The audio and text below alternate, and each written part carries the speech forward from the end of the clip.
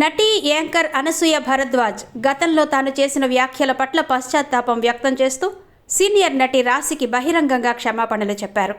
కొన్నేళ్ల క్రితం జబర్దస్త్ కార్యక్రమంలో భాగంగా రాశి ఫలాలు అనే స్కిట్లో రాశి పేరుపై డబుల్ మీనింగ్ డైలాగులు చెప్పడం వివాదాస్పదమైంది.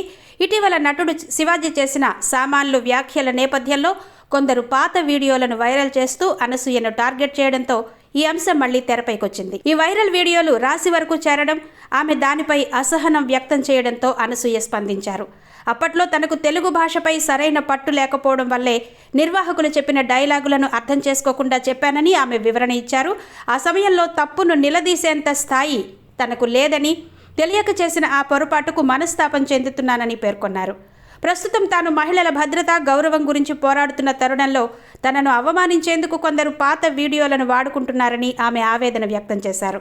ఆ వీడియోల వల్ల రాశిగారు ఇబ్బంది పడడం తనను బాధించిందని, అందుకే వెనక్కి వెళ్లి ఆ తప్పును సరిదిద్దలేను కాబట్టి బేషరతుగా క్షమాపణలు కోరుతున్నానని అనసూయ స్పష్టం చేశారు.